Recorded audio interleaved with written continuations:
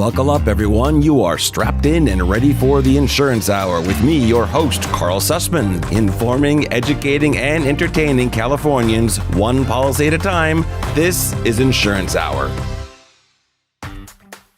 Hello. This is Karl Susman, and you are listening to or watching Insurance Hour. Thank you so much for being here today. If you have any questions, please remember you can call me at 559-656-0317. You can actually text that number as well. You can also send an email with any questions you might have to questions@insurancehour.com. Or if you want an agent right away, dial pound 250 from your cell phone, use the keyword insurance, and voila, you will be connected to an insurance agent or broker that can help you hopefully right away. Today is going to be listener email / voicemail calls and emails. We're going to answer questions that we have not been able to answer on the air previously because people were either calling and the line was busy or they sent emails or somehow we just missed each other. So, I'm always promising you that I will always get to your calls, always get to your emails. Today, that promise comes true.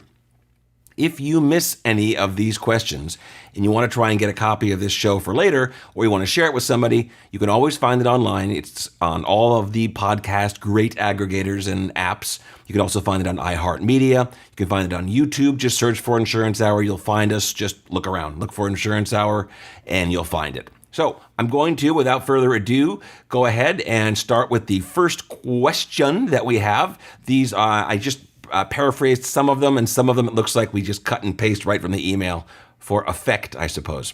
So for a first question that comes in, says, my homeowners insurance company dropped me after never filing a claim. How can I fight it? It's a good question. Well, the reason they're dropping you has something to do with whether you can fight it or not. If you're in the situation where your insurance carrier is dropping in bulk, let's say they're getting rid of all of the risks, let's say in an entire zip code, or it might even be that the insurance company is pulling out of an entire county or even an entire state.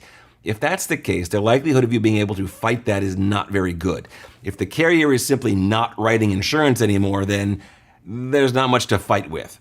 Now, if you've had your policy in force for a long time and you get a non-renewal notice and it's for some other reason, maybe they're saying, hey, we've noticed that you have holes in your roof. We've looked at satellite imagery. Or, hey, during a recent inspection, we've noticed that you have some debris that's on your roof. Or we noticed that the condition of the house looks like it's not being well maintained. If there's something that they provide you with and you're able to make remedies to that, then what you're going to want to do is immediately, do not wait. The moment you're notified, reach out to the insurance company or reach out to the agent or broker and say, hey, I just received this notice from the insurance company. They're telling me I have to, let's just say, repair the roof or replace the roof.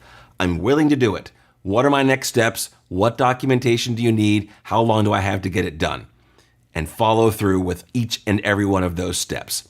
My experience has been that an insurance company is actually happier to have somebody with a new roof than with an old roof or a roof that is in need of repair. And they were already insuring that roof before.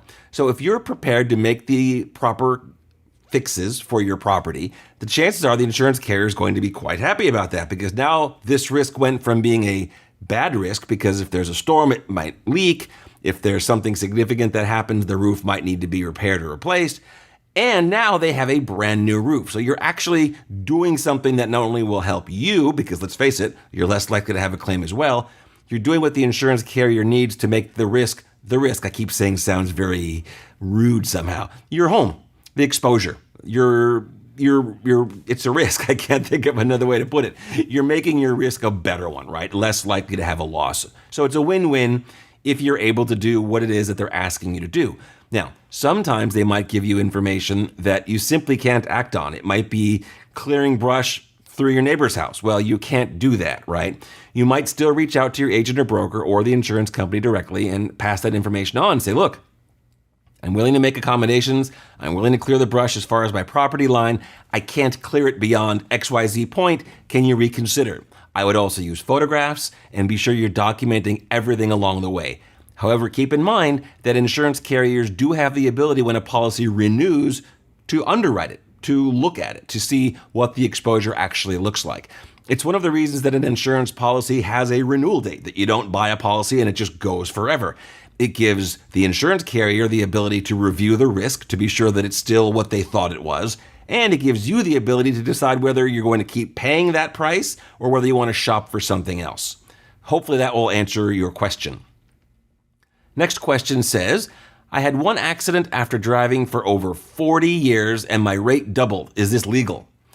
Yeah, that's a tough one. And let me explain why this can happen sometimes. I'm not sure what state you're in. However, every state has different guidelines for how they're able to, they meaning the insurance carriers, how they're able to charge for accidents and how they're able to charge for tickets.